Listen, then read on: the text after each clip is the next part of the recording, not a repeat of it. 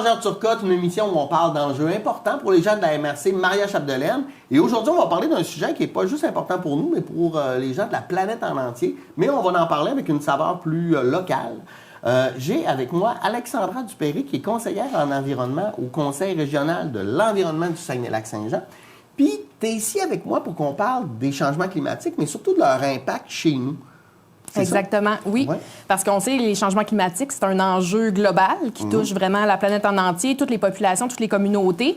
Mais nécessairement, ça a aussi des impacts au Saguenay-Lac-Saint-Jean. Puis on a tendance à penser qu'on est peut-être privilégié. Au Québec, bon, on a beaucoup de ressources encore, on n'est pas trop affecté. Mais nécessairement, on ressent les impacts de ces changements-là. Puis on a un rôle à jouer aussi pour les limiter. Bien, c'est là où moi, ça m'intéresse énormément parce que oui, on a un rôle à jouer. Puis c'est facile un peu de se dédouaner en disant... Ah, mais qu'est-ce que je peux faire? Qu'est-ce que ça change là, que je mette ma canette, là, que je la jette pas par ma fenêtre dans le rang, mais que je la mette dans le bac de recyclage pour l'impact des changements climatiques? Non, mais on a ce discours-là quand... Ouais. Moi, je pense que c'est l'impact de tous les gestes des individus qui vont créer un impact collectif à un moment donné. Exact. Puis, tu sais, autant à petite échelle qu'à très grande échelle, je veux dire, le citoyen et la multinationale ont chacun leur rôle à jouer à leur échelle, nécessairement. Puis pour les citoyens, ben c'est tout autant important, même si c'est des petits gestes, ben c'est la somme de tous ces petits gestes-là. Puis c'est pas nécessairement de toujours faire un effort supplémentaire, mais juste de changer nos façons de faire, nos façons de penser, nos quotidiens. Ça, c'est sûr que ça a un grand impact, là, au final, sur les changements climatiques. Oui, c'est vrai qu'à quelque part, jeter ma bouffe dans du compost ou dans la poubelle, je fais sensiblement le même geste, c'est juste l'habitude qui change. Exactement. Au niveau de la mobilité, c'est la même chose. Ouais. Au niveau des achats aussi, là, à l'épicerie, des fois, c'est juste de choisir l'aliment qui offre un circuit court, qui vient d'ici, qui a fait moins de transport, qui a utilisé moins de produits, moins d'intrants pour sa production là, pour arriver jusqu'à nous. Aussi, là, décider peut-être de se priver pendant quelques saisons d'un aliment comme le maïs. Moi, je pense souvent au maïs. Là. Je dis souvent, le maïs, il n'est jamais bon, sauf en août, septembre, là, parce que c'est là qu'il devrait être consommé. Oui, tout à fait.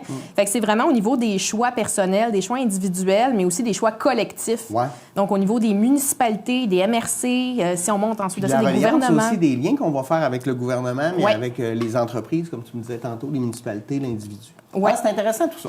Mais on va recommencer du début. Bon, Alexandra, toi, t'es qui? Comment ça se fait que t'es rendue conseillère? C'est quoi ton parcours, en fait, pour les gens qui ne te connaissent pas? Oui, en fait, moi, je viens de la région. Je suis née à Alma. J'ai fait mon baccalauréat en chimie de l'environnement et des bioressources à Rimouski. Donc, c'est un programme très nouveau. J'étais à peu près la 2e ou 3e cohorte. Il n'y a pas beaucoup d'étudiants qui sortent. Finalement, c'est vraiment un bac en chimie appliquée. À l'environnement. Exactement, avec une saveur environnementale, puis à comment utiliser, comme on dit, et des bioressources.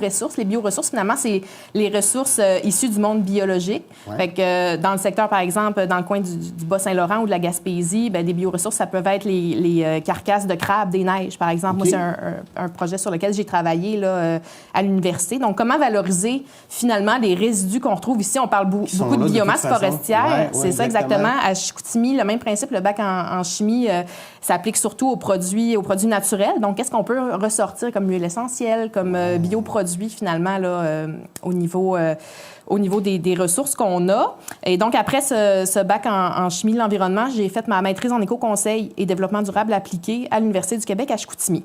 Faire atterrir ça un peu, puis ramener ça dans les communautés. Tout à fait, puis élargir un peu aussi les horizons, sortir de la science appliquée, puis aller explorer plus les sciences humaines aussi, le côté sociologique, le côté des communications, exactement. Donc l'impact de la science sur les communautés, c'est le fun d'être spécialiste dans les deux domaines, en fait. Là. C'est ça, exactement, puis d'avoir une vision beaucoup plus large que l'environnement au strict terme d'éléments très, très appliqués. Là. Ouais. Fait que là, on élargit beaucoup plus. On intègre aussi là, l'humain dans tout ça, là, qui est un élément indissociable de cette équation-là. Absolument.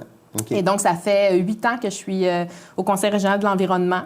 À titre de conseillère en environnement. Donc, mon rôle, c'est vraiment de faire une veille des enjeux régionaux qui touchent l'environnement. Okay. Donc, quand il y a des nouveaux projets... Une veille, ça veut dire quoi? Bien, un peu d'être au courant de tout ce qui se passe au niveau dans l'industrie forestière, dans l'industrie minière, dans le développement économique aussi, parce que nécessairement, ça a des impacts sur notre environnement. En innovation, j'imagine aussi? Oui, tout à fait. Fait que c'est vraiment d'être capable de garder en tête tout ce qui se passe puis les interrelations entre tout ça. Parce que des fois, quand on prend un projet de façon individuelle, bon, le projet en tant que tel peut être bon, mais quand on se met à regarder tout ce qui se passe sur le territoire, y a-t-il moyen de faire des liens entre ça? Y a-t-il moyen de limiter les impacts cumulatifs, de mettre en relation... Cet élément, par exemple, positif-là, que cette entreprise-là va amener avec des répercussions ou change des habitudes, mais partout dans la communauté. Oui, tout à fait. Puis d'un autre côté aussi, de voir quels sont les impacts négatifs, puis de quelle façon on pourrait améliorer ces projets-là. Parce que, tu sais, nous, on n'est pas... on en parlera peut-être un petit peu tantôt, mais le Conseil régional de l'environnement n'est pas un organisme militant. On travaille vraiment là, dans une perspective plus constructive, c'est-à-dire s'asseoir avec les gens puis essayer d'améliorer les façons de faire, de s'assurer que l'environnement soit pris en compte aussi dans les décisions. Vous n'êtes pas là pour faire la police. Vous êtes là pour accompagner les gens à faire mieux. Exactement. Puis à ce titre-là, on siège sur une 50aine de tables et de comités justement pour faire ce rôle-là de veille et d'amélioration des procédures ou des démarches, si on veut, là, qui sont en cours. Puis de plus en plus, les promoteurs de projets industriels aussi nous contactent en amont. Ben oui. Pour améliorer autant que possible leur projet avant qu'il soit trop tard. Fait que, tu sais, nous, on a un peu ce rôle-là de regarder, OK, bien, il s'en vient un parc éolien dans ce secteur-là. OK, qu'est-ce qu'on en pense? Quel genre de recommandations qu'on pourrait faire pour que ça s'intègre le mieux possible dans le milieu? Puis, tu sais, le développement durable et la transition socio-écologique reste toujours aussi quelque chose qui guide nos actions, là. Fait que moi, mon rôle, c'est vraiment de documenter tout ça, de faire des revues de littérature aussi, de voir qu'est-ce qui se fait ailleurs dans d'autres régions, dans d'autres pays aussi. Qu'est-ce qu'on veut, Ça vous aide à prévenir aussi s'il y a une crise ou s'il y a une problématique, là? Oui, exactement.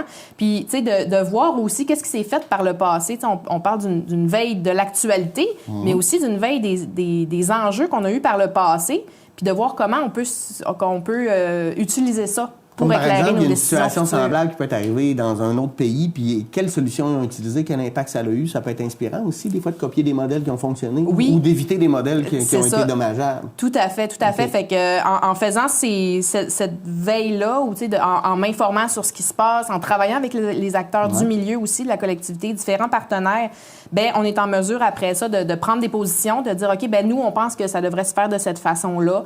Quand on parle de consultation publique ou de rédaction de mémoire lors des bureaux d'audience publique, c'est d'arriver avec des recommandations, des demandes, puis des suggestions qui sont réalistes, qui pourraient s'intégrer. Tu sais, on couvre l'ensemble du Saguenay-Lac-Saint-Jean, là. Fait que c'est vraiment de s'assurer que... Oui, puis vous connaissez les particularités territoriales aussi, c'est important, ça. Oui. Parce que des fois, c'est pas les solutions, il faut les adapter, là. C'est pas parce qu'une solution a fonctionné comme à quelque part d'autre qu'elle va fonctionner chez nous, parce que le territoire est différent, comment les villes sont aménagées, en tout cas, bref. Exact. Puis, ces services-là, ben vous offrez ça à tout le monde. Et puis... Moi, ce que j'aimais tantôt, c'est quand tu disais des fois comment le faire, pas à coût abordable, mais de la meilleure manière possible. Souvent, on entend un peu le discours où on va dire, ouais, l'environnement, on va mettre ça comme en porte-à-faux avec l'économie. Moi, je crois pas à ça. Moi, je crois que ça doit aller ensemble. J'aimerais ça t'entendre là-dessus. Bien, tout à fait. Là, c'est vraiment quelque chose qu'on prône aussi. Puis, tu sais, le développement durable, dans le développement durable, il y a l'économie, il y a l'environnement, il y a le côté social aussi. Puis peut-être pour faire un peu de pouce là-dessus, nous, le Conseil régional de l'environnement, on existe depuis 1973. On se trouve à être le premier Conseil régional de l'environnement au Québec à avoir vu le jour. Et donc, on a fêté notre 50e anniversaire là, il n'y a pas tellement longtemps. Et suite à la création du Conseil régional de l'environnement ici au Saguenay-Lac-Saint-Jean, bien là, il y a d'autres régions qui se sont dotées de conseils régionaux de l'environnement. C'est une bonne idée. Et en 1990, donc, tout ça a été regroupé là, avec le Regroupement national des conseils régionaux de l'environnement du Québec. Oui. Ce qui fait que maintenant, chaque région a son conseil régional de l'environnement, qu'on appelle aussi les CRE. Il y a du côté des îles de la Madeleine, Gaspésie, là, que même si c'est une seule région, ils ont deux CRE parce que ils ont des particularités là, assez... c'est ça, tout à fait. Donc, ça fait plus de 50 ans que nous, on travaille à l'échelle régionale. Puis c'est ça la particularité des CRE, c'est qu'on connaît vraiment nos communautés, nos écosystèmes, notre territoire. Les besoins, les ressources. C'est ça. Fait que même si on est en réseau, tout le monde ensemble, puis qu'on travaille, bien, on est vraiment capable spécifiquement de connaître c'est quoi les problématiques, les défis, les partenaires aussi. C'est important de savoir qui œuvre sur le terrain, qui on peut rallier, avec qui on peut aller s'asseoir pour discuter, pour arriver à des ententes communes. Fait que nous, ce qui m'amène justement, pourquoi je parle des CRE, c'est que nous, en 2002, avec l'essor de la loi sur le développement durable, on avait rajouté le terme développement durable à notre nom. Donc, c'était le Conseil régional de l'environnement et du développement durable. Donc, on a été pendant une vingtaine d'années à peu près à avoir ce nom-là, parce qu'on s'est dit, bon, ben c'est un concept important, il faut le publiciser autant que possible, il faut que les gens l'intègrent. Et dernièrement, début de l'automne, on a changé notre nom pour finalement retirer le développement durable. Et pourquoi? Oui, c'est ça, c'est la question qu'on se fait poser. Ce n'est pas parce qu'on ne croit plus au développement durable, au contraire, mais c'est parce qu'on pense que le développement durable n'est pas uniquement la responsabilité de l'environnement. Le développement durable devrait être intégré autant dans les entreprises à vocation économique, les organismes sociaux, et en gardant le nom développement durable associé avec l'environnement, bien, on trouvait que c'était un peu d'avoir une chasse gardée, là, de se dire, bon, c'est notre responsabilité, le développement durable, quand nous, on pense que c'est la responsabilité de tous. Mais ça reste que le développement durable, c'est vraiment... Oui, puis la pédagogie là-dessus, elle s'est fait beaucoup. Là. J'ai fait un projet là-dessus en 93. Là. Exact, c'est ça. Ouais. Fait que, tu sais, le terme a été largement utilisé, de mieux en mieux compris aussi. Fait qu'on s'est dit, c'est peut-être plus nécessaire d'avoir développement durable dans notre nom et de laisser la chance à plein d'autres organisations de voir, ah, ben gars, c'est peut-être mon rôle aussi d'avoir le développement durable dans ma mission, là. Parce que nous, notre mission, c'est vraiment d'informer, concerter et mobiliser sur des enjeux environnementaux. Okay. Fait que c'est vraiment notre priorité, mais toujours en ayant en tête le développement durable et la transition socio-écologique. OK. On va en reparler de ces enjeux-là qui sont régionaux, mais là, tu m'as parlé des services comme d'éco-conseils que tu peux offrir. Est-ce qu'il y a d'autres choses que le CRE peut faire pour la communauté? Ben, oui. Oui, j'aime ça. Vraiment, vraiment. Ouais. En fait, moi, mon côté de plus veille environnementale, je dirais que c'est vraiment plus pour conseiller l'organisation, c'est-à-dire la direction, le conseil d'administration sur les prises de position qu'on va prendre publiquement. Okay. Aussi en siégeant sur ces différents comités. Dans le fond, c'est de faire valoir la voix de l'environnement parce qu'elle ne pourra pas s'asseoir autour de la table pour se défendre. Elle-même. Exactement. Mais mis à part ça, on a beaucoup de projets. On se distingue notamment par tous nos projets d'éducation relative à l'environnement. Okay. Donc, on est dans toutes les écoles primaires et secondaires de la région. Donc, ça fait plus de 20 ans là, qu'on a le programme Air solidaire et Air secondaire. Donc, Air pour éducation relative à l'environnement. OK. Donc, c'est des programmes qu'on offre là, de la maternelle jusqu'à secondaire 5 qui vont toucher vraiment différents sujets. On parle de gestion de matières résiduelles, bonne utilisation de l'eau. Là, au secondaire, on s'intéresse beaucoup à la mode, les appareils électroniques aussi. Le fast fashion. Exactement. Fait que des enjeux qui touchent peut-être plus les adolescents. Ouais, c'est génial. Oui, et on a aussi le programme Carbone scolaire. OK. Qui est un programme qui est plus scientifique, si on veut. Ça s'intègre très bien au programme d'éducation québécoise et vise vraiment les changements climatiques. Et avec ce programme-là, on est capable d'avoir des crédits carbone éducatifs.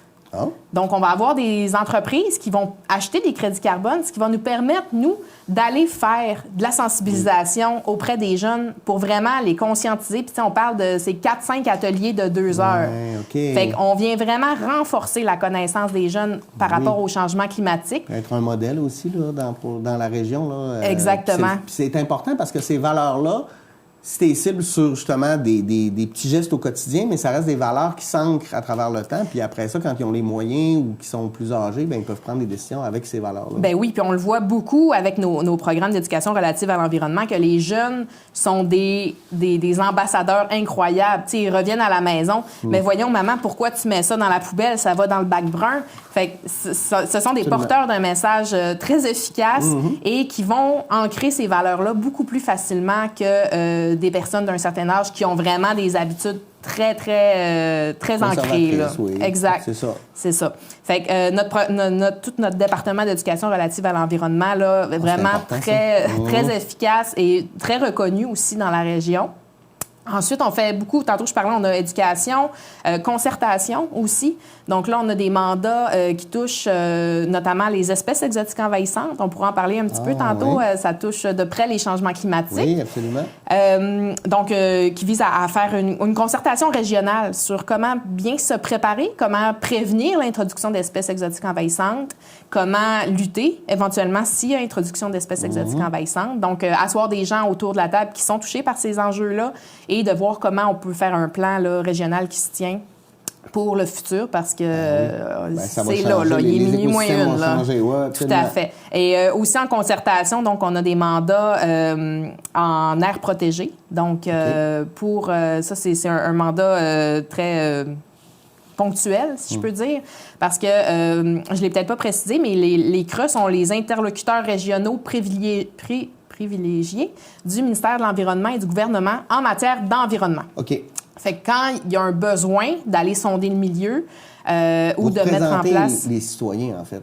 Votre rôle, c'est de sonder le milieu pour les représenter puis discuter avec le gouvernement. C'est ça que je comprends? Oui, on peut voir ça comme ça. Ou, tu sais, quand le gouvernement souhaite, c'est ça, tu sais, avoir le pouls de la région ou être capable d'éclairer, lui, ses prises de décision, tu sais, de bien connaître, là, finalement, les différentes préoccupations des milieux. Bien, on peut avoir ce type de mandat-là, notamment pour les espèces exotiques envahissantes, mais aussi pour les aires protégées. OK. Donc, c'est un mandat qu'on a actuellement d'asseoir différents acteurs. C'est de dire quels seraient les meilleurs... à quel endroit on devrait mettre ces aires protégées-là? C'est-tu un peu ça? Bien, en fait, il y avait eu un appel à projet là, en 2024 où toute la population était invitée à soumettre des propositions d'aires protégées en territoire public. Okay. Donc, ça pouvait être une pourvoirie, ça pouvait être un secteur de milieu humide qu'on considère vraiment riche qui devrait être préservé. Protégé, okay. Donc, il y a eu des organismes qui ont fait des dépôts, il y a eu des citoyens aussi qui ont fait des propositions. Et ces territoires-là, maintenant, font l'objet d'une analyse pour voir lesquels font du sens, lesquels on pourrait garder pour régionalement faire une recommandation au ministère et lui dire, régionalement, on a discuté, puis on pense que ces territoires-là, bon, ça ferait du sens d'un point de vue environnemental, d'un point de vue économique aussi. Donc, autour de cette table-là, nécessairement, il y a les MRC. Au niveau de l'acceptation sociale aussi, parce que vous avez déjà sondé le terrain. C'est ça. Fait que, tu sais, il y a les MRC, il y a l'industrie forestière, il y a nécessairement les groupes environnementaux aussi. Donc, il y a vraiment les gens qui connaissent le territoire, finalement, là, qui peuvent être interpellés. C'est ça, exactement. Industrie touristique aussi. Donc, ça, c'est un des mandats qu'on a également là, au Conseil régional de l'environnement. Bon, wow! Vous en faites des choses pour nous, on ne sait pas des fois. Non, mais oui, là, c'est ça. Pour une important. si petite équipe, on fait quand même... Et puis là, on va tomber dans le vif du sujet.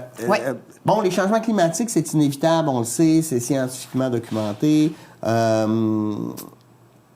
Bon, souvent, on en parlait avec des grands impacts mondiaux, là, la fonte des glaciers, etc. Mais ça va être quoi pour nous, chez nous, là, au Saguenay-Lac-Saint-Jean, les impacts concrets? On a parlé un peu des espèces envahissantes. Ça, on va en avoir de plus en plus parce que les écosystèmes vont changer. Oui. Bien, peut-être juste remonter un petit peu plus globalement. Finalement, tu sais, les changements climatiques, bien, le climat change depuis toujours. Là, je veux dire, c'est un phénomène naturel. Il y a eu des glaciations, il y a eu ensuite des réchauffements. Mais ce qu'on observe actuellement, bien, c'est un réchauffement à vitesse grand V. Il est très accéléré et on parle d'à peu près 97 % des scientifiques qui s'entendent pour dire que c'est à cause de l'homme, à cause des activités humaines, de l'industrialisation notamment. Donc là, on observe une augmentation de la vitesse à laquelle ce réchauffement-là se produit. Et la capacité du milieu à faire face n'évolue pas au même rythme que ce réchauffement. Oui, absolument. Donc là, on se retrouve avec des impacts auxquels on n'est pas prêt à faire face. Donc, quand on parle au Saguenay-Lac-Saint-Jean, ce à quoi on peut s'attendre, bien évidemment, un réchauffement. On parle de changement climatique, mais parmi en moyenne, les températures vont les températures vont augmenter. Donc, nécessairement, une augmentation de température va amener plus de sécheresse. Donc, en été, évidemment, on peut voir déjà des impacts au niveau de l'agriculture, au niveau des forêts aussi. Les espèces vont changer. Les espèces vont changer. On peut s'attendre à ce que les espèces migrent vers le nord pour garder un climat qui leur convient. Et donc, l'introduction d'espèces qui n'étaient pas ici avant Ouais. Quand on parle d'espèces exotiques envahissantes, peut-être des espèces qui n'étaient pas équipées pour faire face au climat qu'on avait auparavant, mais avec le réchauffement, bien, les cours d'eau, par exemple, pourraient mieux leur convenir. Fait qu'ils peuvent s'installer dans les rivières, les lacs, et les espèces, mais aussi les parasites, des maladies. Ben oui, c'est ça. Exact. Fait que, c'est sûr que ça, Alors, ça on a peut parlé avoir... des algues bleues. Est-ce que ça, ça serait ça ou ça, c'est complètement une autre affaire? Non, ça, c'est pas vraiment des espèces exotiques envahissantes. Excuse-moi. Non, il n'y a pas de problème. C'est toujours... les algues bleues, en fait, sont toujours présentes dans les cours d'eau, mais c'est vrai que le réchauffement peut augmenter leur prolifération. Donc, une canicule, par exemple, là, ben, on va voir nécessairement là, un bloom d'algues bleues verts là, qui peut arriver avec tous les impacts. Exactement. Fait que, oui, augmentation de la température va amener de la sécheresse en été, mais va aussi amener des redoux hivernaux. Et ça, c'est pas nécessairement souhaitable parce que diminution du couvert de neige. Donc, on a moins de neige, impact sur l'industrie touristique, impact aussi sur l'agriculture parce que moins de neige pour protéger les cultures au sol, moins de neige aussi pour protéger en forêt, par exemple, les pousses d'arbres, les pousses de végétaux. Les espèces aussi qui peuvent être affectées par ces redoux-là, donc des cycles gel-dégel qui va venir un peu perturber leur cycle de vie normal. Okay. Donc, si on arrive comme ces jours-ci où on n'est pas habitué à... Bien, habituellement, au mois de mars, on n'a pas des températures de 10-15 degrés. Mm-hmm. Bien, les bourgeons, par exemple, pourraient commencer à dégeler puis à sortir un petit peu. Les espèces peuvent commencer à sortir d'hibernation, mais là... la semaine prochaine, on retombe à moins 15. Bien là, ça vient tout perturber. Là. Les bourgeons qui ont commencé à sortir vont geler, vont mourir. Et ça peut affecter grandement, notamment pour le bleuet, par exemple. Ben oui. Ça peut avoir des impacts là, économiques, si on pense au niveau... Ben oui, parce que notre industrie est reliée aussi beaucoup à l'environnement ici. Exactement. Là. On parle de la forêt, des bleuets, et, l'agriculture. Oui, c'est ça. Puis, à part la chaleur aussi, ça va venir perturber les précipitations.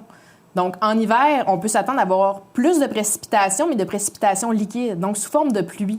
Ouais. Et là, ça va venir complètement bouleverser le système hydrologique. Mm-hmm. Donc, habituellement, la neige va s'accumuler. Là, en pluie, il va y avoir du ruissellement. Fait que là... les rivières vont grossir. Exactement. Ça va créer de l'érosion. Vous avez une bonne maîtrise du sujet. Donc, exactement. Puis, si on fait le lien aussi avec le côté économique, bien, les barrages. On a un lac Saint-Jean qui est un réservoir. Mm-hmm. Et là, en venant bouleverser tous les apports hydrologiques de ce réservoir-là, bien, on vient perturber également les activités de production hydroélectrique parce que là, on n'est plus capable de prévoir comment ça va se passer. Les crues sont très soudaines parce qu'il y a plus de précipitations liquides. Souvent plus intenses aussi. Plus intenses. C'est ça qui arrive. C'est qu'il y a un moins grand équilibre entre les épisodes de chaleur, les épisodes de précipitation. Fait que ce qu'on observe, ça va être, mettons, un 3-4 jours, 5 jours de chaleur extrême, donc de sécheresse. Et après ça, il peut avoir un 3-4 jours de précipitation extrême. Et là, le sol qui est complètement sec n'est pas capable d'absorber tout ça. Là, on parle d'inondation, débordement des rivières, des cours d'eau. Et bien, les chaleurs extrêmes aussi ont des impacts sociaux.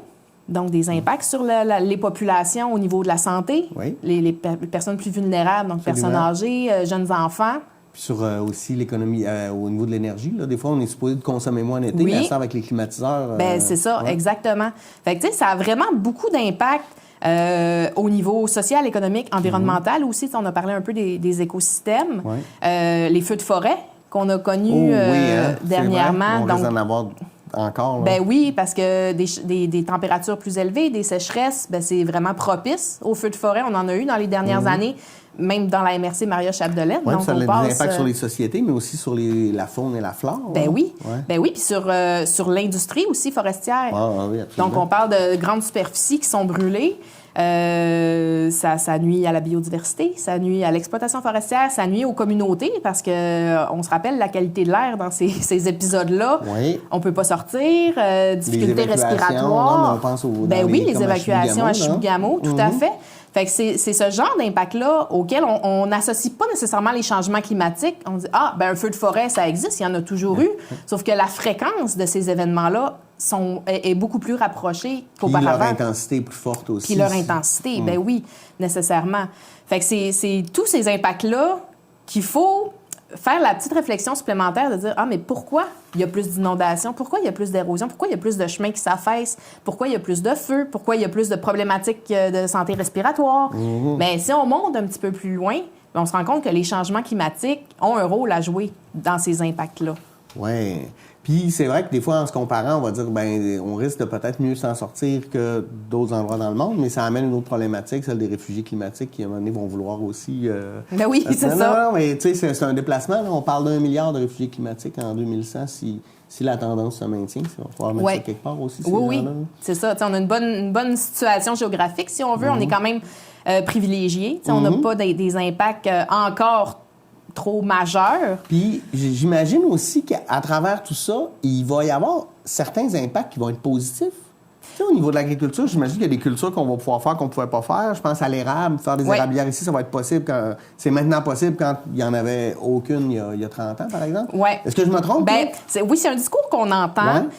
Oui, c'est vrai que la saison va s'allonger parce que bon, les températures propices à l'agriculture vont arriver plus tôt. Je dis pas que c'est bon, mais que ça nous donne l'impression qu'il y a quand même des éléments qui vont être positifs là-dedans. Exactement. Fait que oui, il peut y avoir des éléments positifs. Des fois, on entend des gens dire « Ah, ben ça va être le fun, il va faire plus chaud. » Ouais, peut-être, si on le voit comme ça. C'est ça. L'été va être plus longue, mais qui dit été plus longue, ben nécessairement, il faut être prêt à faire face à ça. Puis au niveau de l'agriculture, oui, la saison peut commencer plus tôt et finir plus tard. Mais si pendant l'été, il y a 3, 4, 5 épisodes de sécheresse, ben ça ne sera pas gagnant vraiment au niveau des récoltes.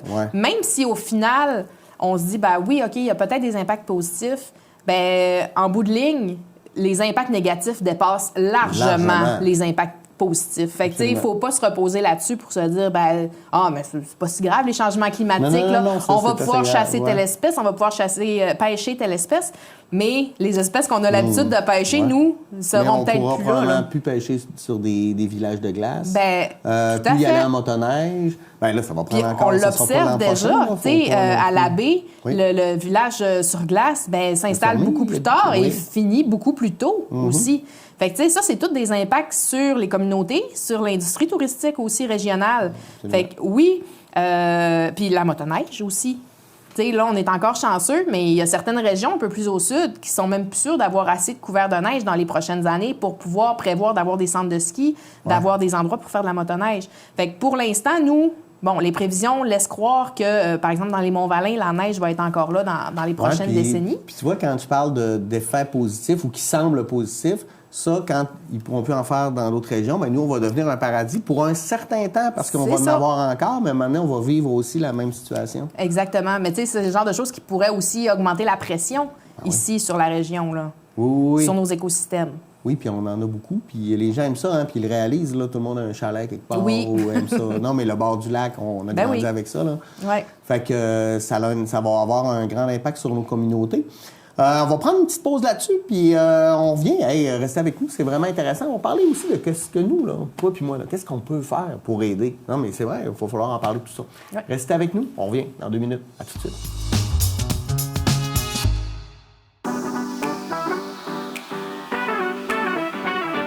J'ai vraiment de la misère. Je suis pas dedans, je pense trop comme russe. On va finir.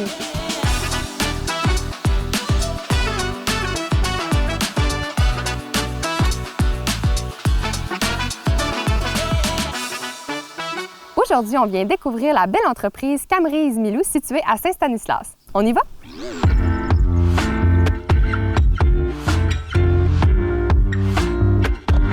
Parce que quand le monde ils ont goûté à Camrise, là, tu goûtes la première, puis là, tu dis « Oh, c'est pas bon! » Mais là, il faut vraiment en manger 3.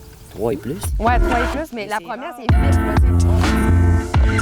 Au début, quand on a commencé, on voulait juste utiliser la terre. Fait qu'on a décidé de s'intéresser à Camrise, qui était quand même quelque chose de peu connu. Il y avait beaucoup de bleuetières, ainsi de suite. Fait qu'on a dit, on va faire des Camrises. Mon chum m'avait entendu ça, fait qu'on est allé à une petite formation. Fait que tous les produits que vous faites en résumé, c'est... On offre des Camrises congelées en sac de 500 grammes. Après ça, on a notre prêt-à-tôt qui est la tartinade. Là. Le sirop, lui, dans toutes les GA. OK. Puis après ça, la Camerise lyophilisée, elle n'est pas nulle part encore. Elle n'est pas encore sortie. Oui, elle n'est pas C'est un encore sortie. produit qui Je vais va la vendre sortir ici au bientôt. kiosque. Là. OK. Ah oui, puis on a nos Camerises dans le chocolat, là. Ah, ouais, là, moi, j'attends ça pour Ouais, aller mais me les chercher. Ils sont là. Oui, Je vais y aller ils ont tantôt. été c'est sûr. chocolatés hier. Oh, mon Dieu. Puis vous faites de l'autocueillette aussi Oui, ici? l'autocueillette. Que les gens Quand peuvent les gens venir. viennent, ils arrivent en famille ou seuls, puis on les installe comme confortablement. On ouvre à 9h30, puis jusqu'à 4h30. Du lundi au vendredi ou du lundi au dimanche? Toutes les semaines, 7 jours sur 7. Bien, on est prêt à aller voir ça? Oui, c'est bon. Génial.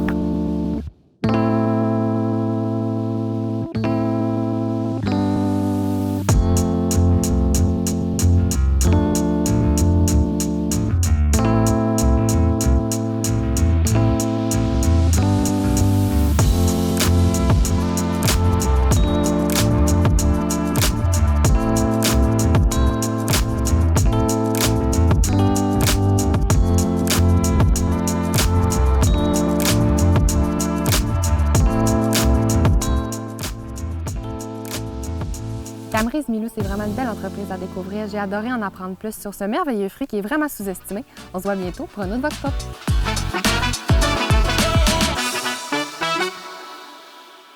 Finalement, j'ai absolument pas pu résister. On est allé chercher du chocolat. On est de retour. Je vous rappelle qu'on parle des changements climatiques et de leurs impacts locaux avec Alexandra Dupéré, qui est conseillère en environnement pour le CRE, Conseil régional de l'environnement du Saguenay-Lac-Saint-Jean, premier au Québec. On l'a appris dans la première partie si vous venez de vous joindre à nous. On a parlé beaucoup des impacts. Premièrement, nos gouvernements, c'est un peu eux qui mettent le cadre légal, donc qui décident un peu, ça va être quoi l'axe, l'angle avec lequel les gens, les sociétés, les entreprises vont devoir suivre. Et là, on pourrait remonter ça. Par exemple, nous, on a signé les accords de Paris, donc on se doit, on a une responsabilité, on a une imputabilité, en fait, parce qu'on a signé ces accords-là. Oui, exactement. Donc, en 2015, l'accord de Paris, il y a eu plusieurs pays signataires, dont le Canada, en fait, qui s'engageaient à limiter le réchauffement à 2 degrés et idéalement à 1,5 degrés Celsius. Donc, éviter autant que possible, là, limiter finalement le réchauffement climatique. Et comment ça s'est traduit, nous, au Canada et au Québec? En fait, on a pris l'engagement au Québec de réduire de 37,5 % nos émissions de gaz à effet de serre par rapport à 1990 et on se donnait comme objectif de l'atteindre en 2030. Okay. Et là, dernièrement, il y a eu un petit recul là, de la part du gouvernement québécois. On se donne maintenant jusqu'à 2035 pour atteindre cet objectif-là. Est-ce que tu penses que c'est réaliste qu'on l'atteigne? À la vitesse à laquelle on réduit les émissions, c'est ça, avec l'actualité, le contexte économique aussi qui n'est pas nécessairement favorable à ces mesures-là. J'espère qu'on va diminuer, mais je pense que c'est quand même un très grand objectif. Et l'objectif le plus ambitieux, en fait, au niveau du Canada et du Québec, c'est d'atteindre la carboneutralité d'ici 2050. Donc, on parle d'ici les 25 prochaines années, on ne devrait plus émettre de gaz à effet de serre ou du moins les compenser entièrement, ce qui est un objectif très, très ambitieux. Et là, avec le recul qu'on a vu du gouvernement, bien, on peut peut-être s'attendre aussi à ce que cet objectif de carboneutralité-là soit également repoussé. Oui, puis en mettant ça, bien, on se dit aussi, bon, c'est quand ça va devenir important parce qu'on repousse tout le temps pour que finalement, ce soit un prochain gouvernement qui prenne les décisions douloureuses. Tu sais. C'est ça. On voit que c'est pas nécessairement une priorité là, à court terme. Non, puis ces gens-là, aujourd'hui, qui prendraient ces décisions douloureuses-là, peut-être qu'il y aurait de l'air de pas des pas bons, mais des zéros aujourd'hui, mais dans l'avenir, ce serait eux les héros de prendre ces décisions-là, parce que ça prend quelque part un engagement politique, mais qu'on doit respecter. Là. C'est pas juste de le dire. Il faut que les actions suivent. C'est ça que j'allais dire. Il faut que les bottines suivent les babines. Oui, absolument. Tout à fait. Qu'on se donne les outils puis qu'on mette en place les mesures pour atteindre ces objectifs-là. C'est beau de se donner des objectifs, mais si on fait rien pour y arriver, bien, on peut pas espérer que ça se fasse là, tout seul. OK.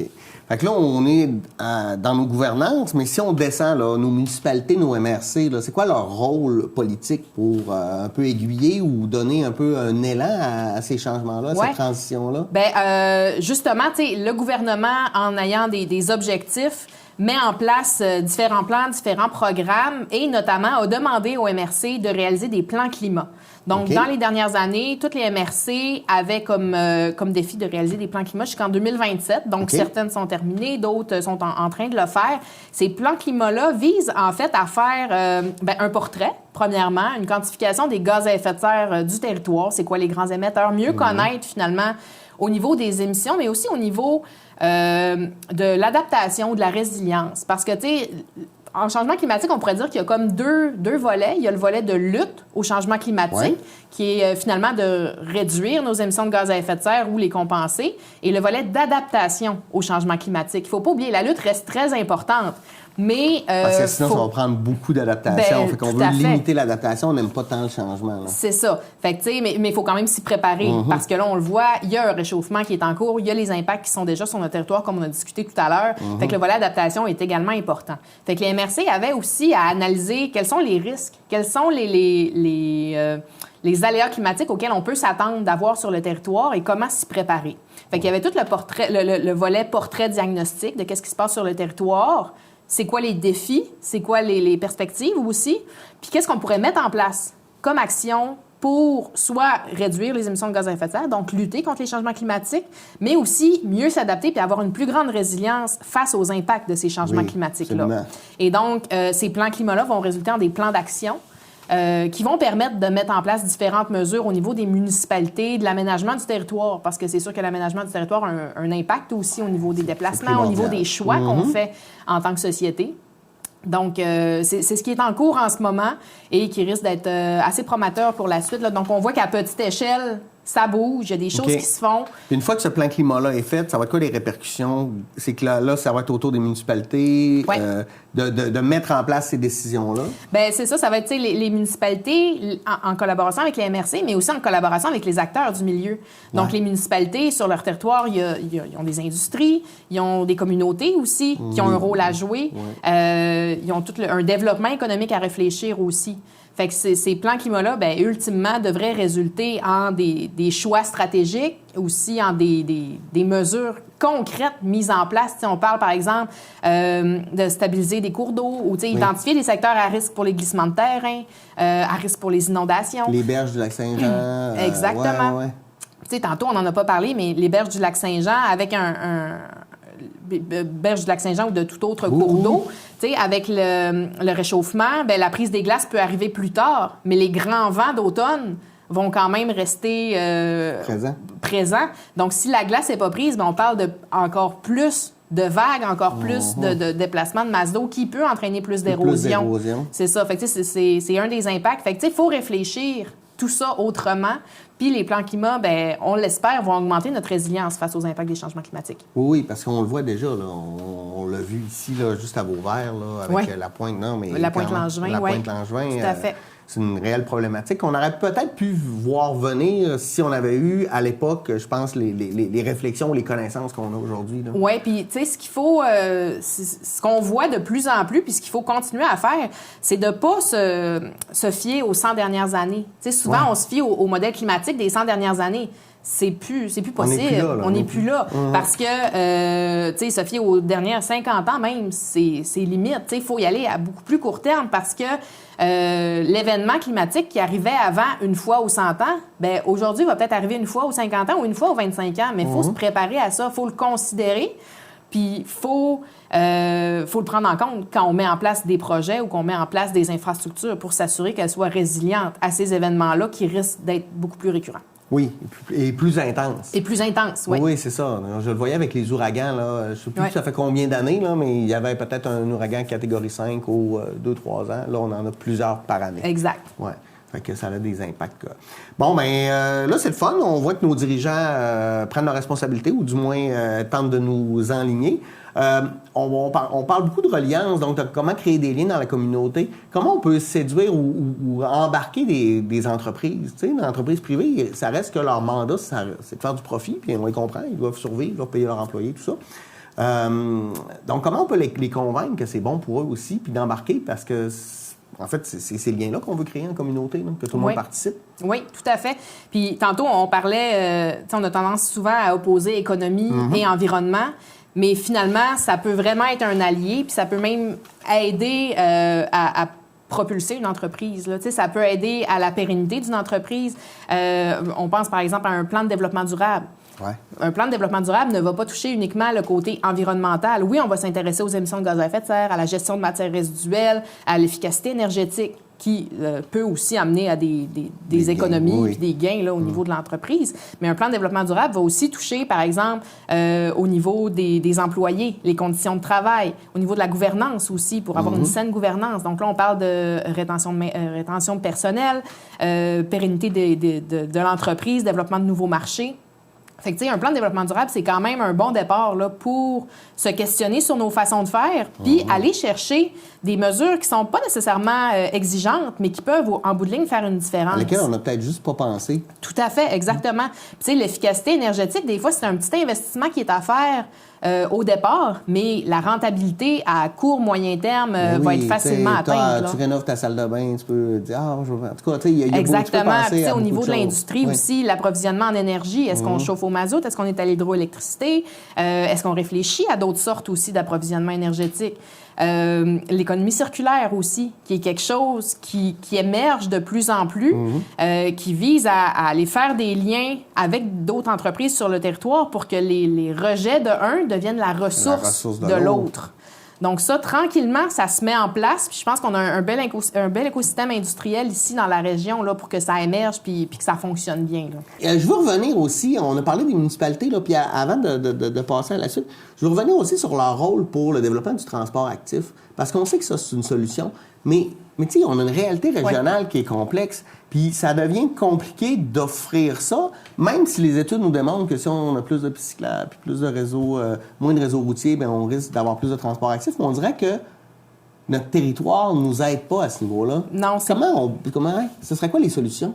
C'est vraiment pas évident parce que justement, on a un très grand territoire, puis il y a déjà eu des initiatives, notamment de transport collectif, de navettes entre les différentes MRC.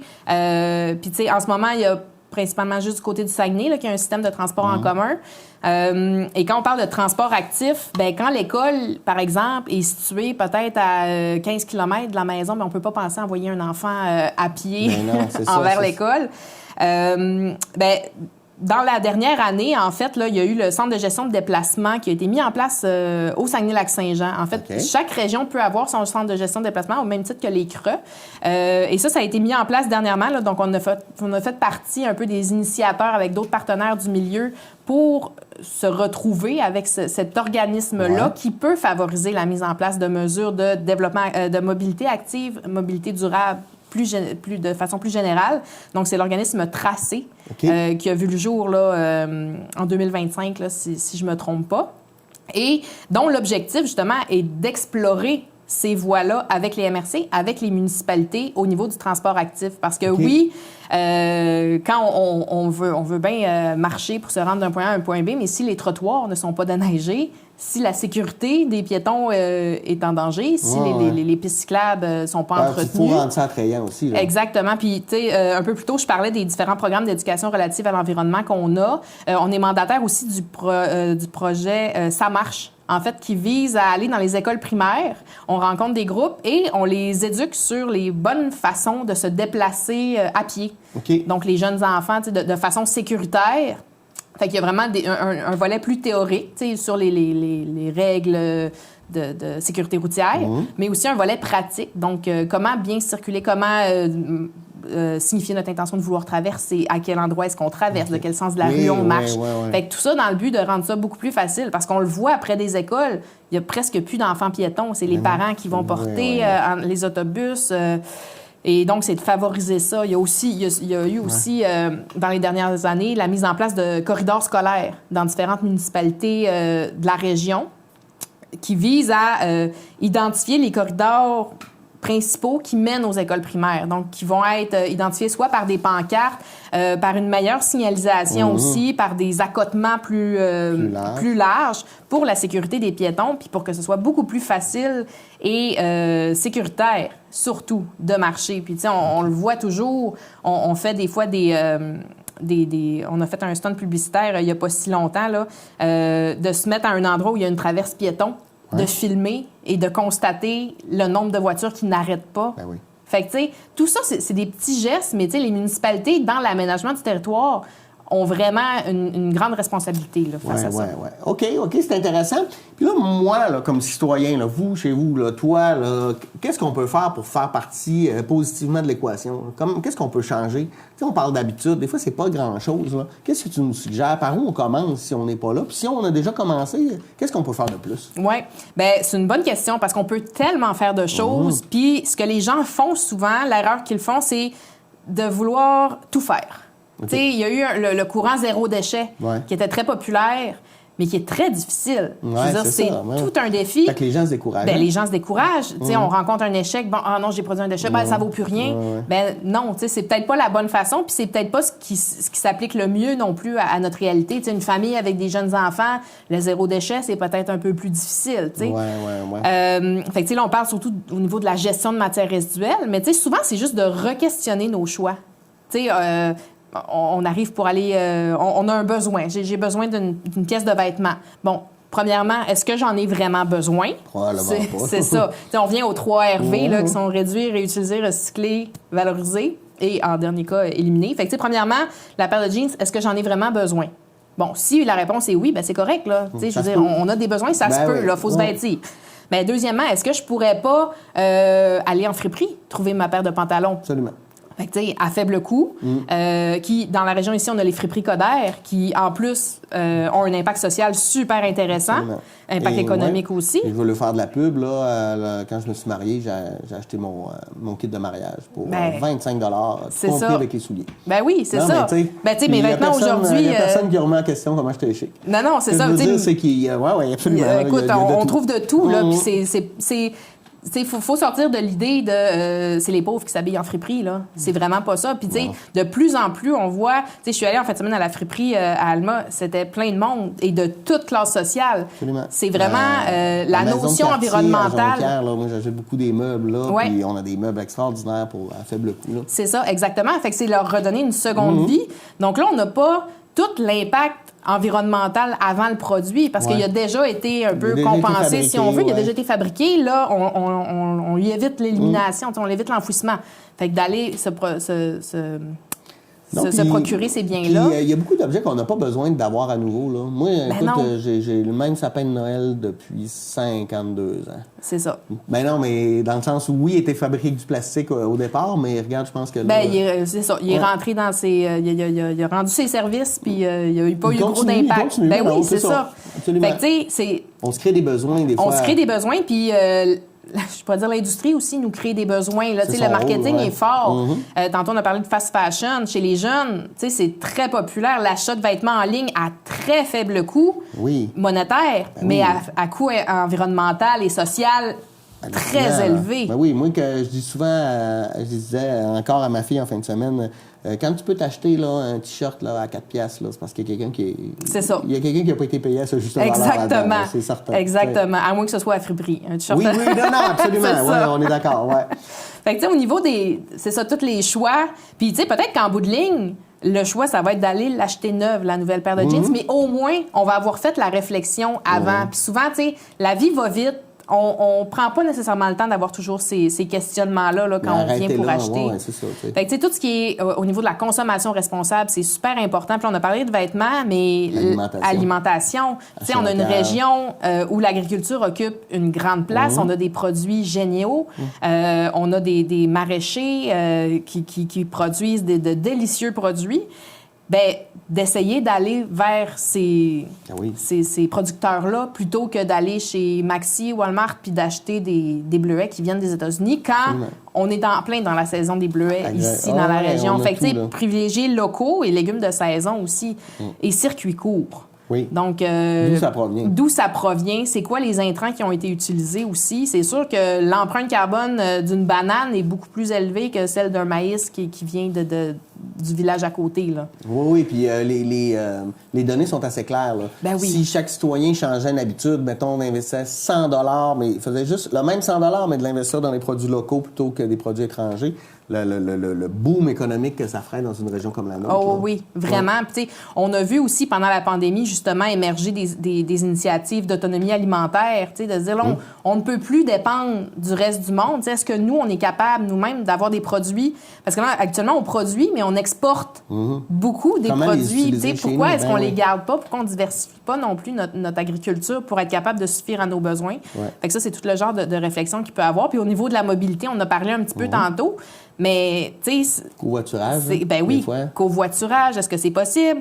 Est-ce que c'est nécessaire d'avoir un auto par adulte, par maison? Puis c'est sûr que, tu sais, là, on est en région, on n'a Ça pas se la peut même que oui, réalité. tu sais. Ça se peut que oui, Ouais, c'est ça. c'est Tu sais, on ça. n'a pas la même réalité qu'à Montréal ou qu'à Québec, où les choix de transport en commun, tu sais, je veux dire, c'est très facile ici. Bon, quelqu'un travaille dans une ville, l'autre travaille dans la ville de l'autre côté. Tu sais, c'est pas toujours envisageable.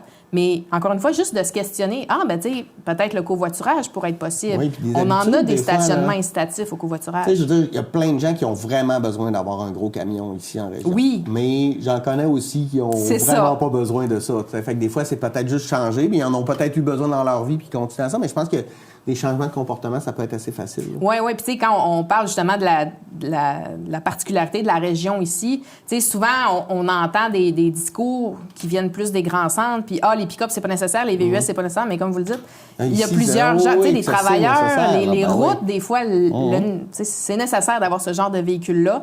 Mais Ben, comment tu peut-être- l'utilises maintenant C'est ça, aussi, c'est-tu ouais. nécessaire d'avoir 2 4x4 par famille? Fait que, tu sais, il y a tout ça là, à réfléchir aussi, là. Fait que, tu sais, au niveau de la consommation... au quotidien, mais aussi dans les plus gros projets, là, comme l'achat d'un véhicule. Oui, c'est ça. Puis on est beaucoup dans... tu sais, on parle beaucoup de consommation, d'acheter, changer les choses, mais il y a aussi des fois de moins consommer. Ben oui. Tu sais, c'est ça aussi la décroissance. Ça. C'est ça. C'est de se dire, tu sais, ou même au niveau de l'énergie, là, comment on peut rendre, tu sais, d'investir un peu dans sa maison pour la rendre plus éco-énergétique, ça, c'est quelque chose qu'on peut faire aussi. Bien, nécessairement. Tu sais, tantôt, j'ai parlé des 3 RV. Bien, c'est ça. Le premier, c'est réduire. Ouais. C'est réduire notre consommation d'énergie, réduire les déchets qu'on génère aussi. Tu sais, quand on a le choix entre 2 produits, bien, prendre lui qui est moins emballé, c'est sûr que c'est l'idéal.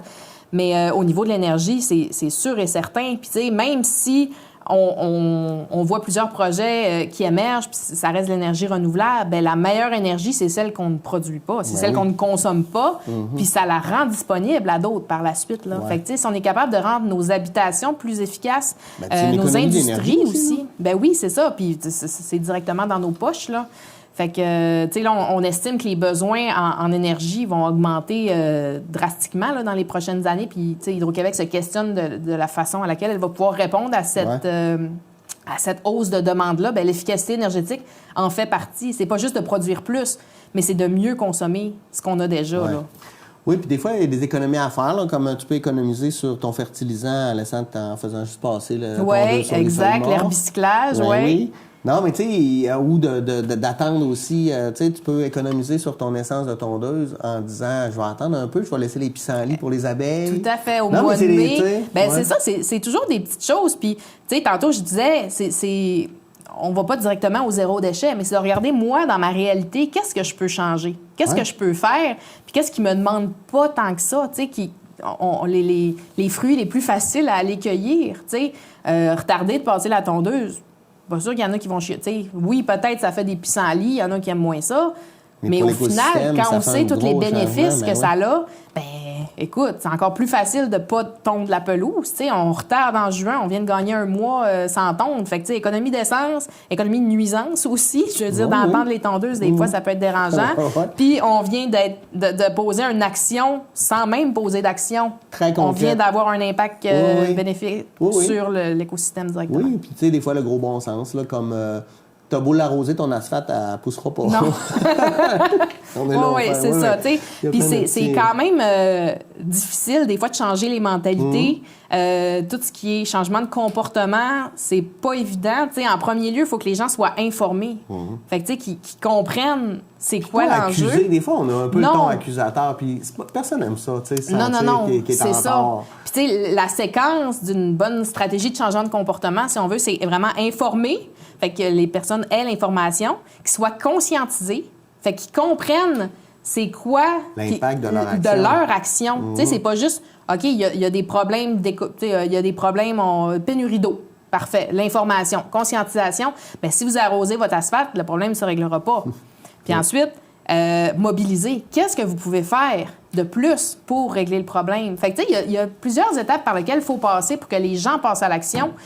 Puis ça, parfois, tu sais, on va passer vite, justement, aux accusations. Puis là, ben, arrêtez de faire ci, arrêtez de faire ça. Tu sais, il faut qu'il y ait une plus grande prise de conscience en arrière de ça. Puis, tu sais, c'est générationnel aussi, dans le sens où, des fois, des personnes plus âgées vont dire, ben oui, mais on faisait ça dans le temps. Ouais, puis on a comme perdu, tu sais, avec la vie qui s'accélère, puis l'industrialisation, l'arrivée du plastique. Bon, moi, quand T'sais, on me fait dire ça, je réponds toujours que je suis pas venu travailler à cheval le matin. Ben c'est ça.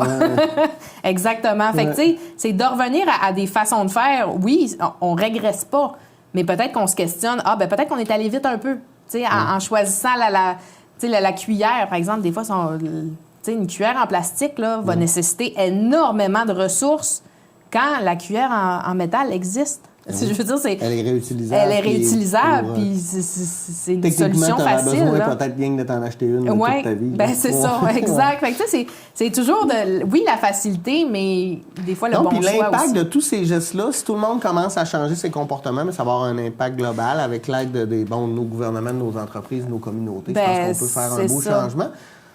Mais merci beaucoup, Alexandra Dupéré. Je rappelle que tu es conseillère en environnement au CRE, donc Centre régional de l'environnement du Saguenay-Lac-Saint-Jean. Je veux juste être sûr, il y a beaucoup de lettres. Hey, merci, c'était très éclairant. J'espère que ça vous a allumé, que vous avez le goût de faire un petit changement, puis de croire en ça, tu sais, parce que si collectivement on embarque, je pense qu'il y a des beaux changements à faire. Merci beaucoup. Je te réinvite quand tu veux. C'est super agréable. C'est parfait. Merci à vous d'avoir été des nôtres et nous, on se dit à la semaine prochaine pour une nouvelle édition d'Échangeurs Turcotte. Bonne semaine.